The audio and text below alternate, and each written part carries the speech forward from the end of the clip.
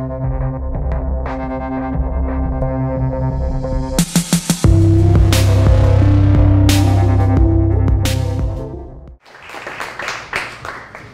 you left some things up here. I'd throw the ball back to you, but it'll take me a while to pick it up. I grew up in the 1980s in Wisconsin. And if you're a sports fan and you think about Wisconsin, one thing comes to mind, and I know there's one guy back there who knows what I'm talking about, the Green Bay Packers, right? If you think about the 1980s and the Green Bay Packers, another thing comes to mind, and that's losing. You know, we talk a lot about the glory years of Vince Lombardi. We don't talk so much about the glory years of Forrest Gregg. But that's the environment that I grew up in as a sports fan. We lived and breathed football. We lived by the football clock, and we were eternally disappointed. We even had in our front yard, just to set the scene a little bit for you, in my front yard in suburban Milwaukee, we had grown a football clock. It was a tree that grew in our front yard. It's called a mountain ash tree, and I don't think they grow down here, but it's a nice tree, you know, medium size. It grows in the spring. These real firm green pea-sized berries on them, and we as kids would love to grab handfuls of those pea-sized berries and start throwing them at each other. And leave little welts on each other. And when the berries ran out, we'd go over to the neighbor's house and grab crab apples and start whipping those at each other. And when we got tired of that, somebody would always devolve to picking up rocks and start throwing that at us.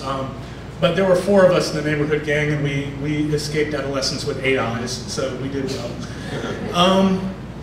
So anyway, Sunday afternoons, as we got toward fall, those berries would turn yellow, and at the end of August, they'd turn orange, and they'd be full of juice, and when you fell on them or tackled your friend on them, they'd burst under you, and you'd be soaked with this pungent aroma and have to smell that the rest of the afternoon. But we knew when those berries turned orange, it was time for us to get our Nerf football and go out in the yard and play ball, and we did that every Sunday afternoon after we watched the Packers. 3:15 when that game ended.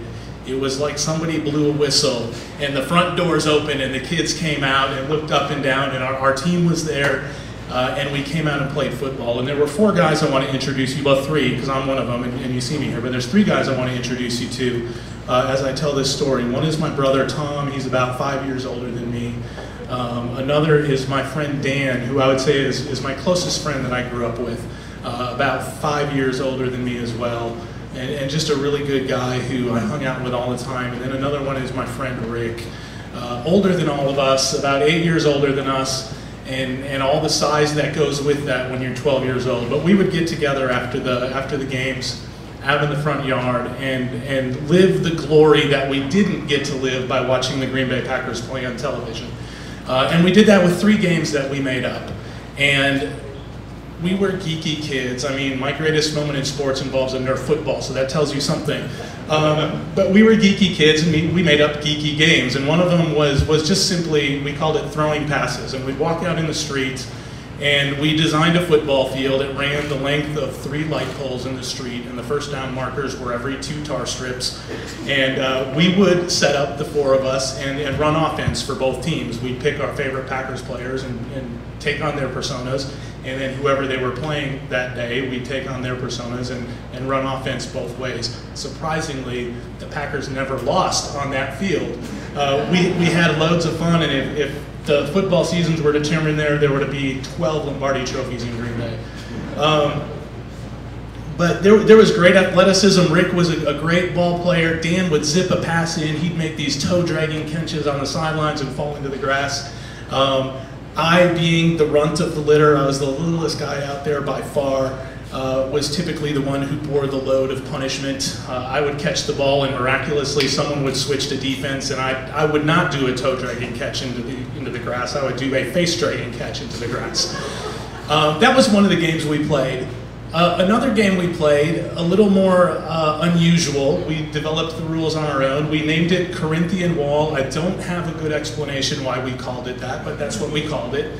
And it was played in my driveway against the house. And it was all based on the physics of what happens when you throw a Nerf football onto the roof of your house and you don't know where it's going to land because it bounces crazy up on the roof. And the 4 of us would line up and try and catch this ball as it bounced off the roof. Now, if you were smart, you stood back and you waited, you could watch on the roof and wait where it was going to fall. So the smart guy stood back there. I stood in the front. And there was a method to my madness. I wanted to avoid the ball, because if you caught the ball, you were going to take a pretty momentous hit. So I would stand close to the house. And of course, my strategy didn't work. The ball occasionally would come down by me and I'd be forced to catch it. And when I did, the guys who were in back, waiting, knowing where it was going to come, would come at you with both hands and shove you into the siding. And I'm like this against the siding with somebody leaning against me, and the ball goes off on the ground and I don't catch it. The good news is the siding, a little bit soft. The concrete was really what you wanted to avoid. And I did manage to do that. I can't imagine the tremendous noise in the house when I'm being shoved against the house into the siding, but I know that it did cause my dad to peel back the curtains and look out the window about every time it happened. And he would look at us and he would just kind of shake his head. The curtain would close and he'd go back to doing what he was doing. The third game that we developed was the most brutal of the games that we played. It was called Fumbles, very simple name, and a simple objective. We would go down to the schoolyard. We had a very big field that we played on in the schoolyard by our house. And one of the guys would throw the ball up, and when it hit the ground, it became this mad scrum to try and recover the football and run it for a touchdown. And I employed a very similar strategy to what I employed in Corinthian Wall. When the ball went up, wherever the crowd gathered, I stood off to the other side. Again, my goal was to dive into the pile after the risk of getting hurt was minimized. I remember vividly one day when we were playing. It was late in the year, December or January. And if you've grown up in the North, you know what the dirt gets like in December and January. It freezes solid and it becomes one sheet of rock. And getting tackled on the concrete would almost be preferable to getting tackled on that dirt. But that's where we played our game, on this frozen schoolyard near our home. And I vividly remember one time, my friend Dan threw up the ball, and I scurry off to my corner to stay away from the group, and the ball hits the ground, and it's coming right for me. And really in a place where I can't do anything but catch it. I was considering my options. I could, turn and run the other way and let the ball bounce behind me. I could make a half-hearted attempt to catch it, let it bounce off my hands and maybe tip it to one of the other guys. Or I could grab it and have this moment of glory and catch it and run into the end zone. And I was like, all right, I'm gonna do it. So I caught the ball, all of my attention focused on it. It's here, I catch it, and I look, and Rick is right here. He had run full speed at me from the group. And I clutched the ball to my chest, and he puts his hands up like this and runs into me full force. I hit the ground like a brick. My head goes back, whacks against the frozen tundra of that schoolyard.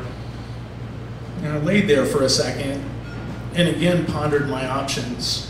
I could get up and go home, lick my wounds and call it a day.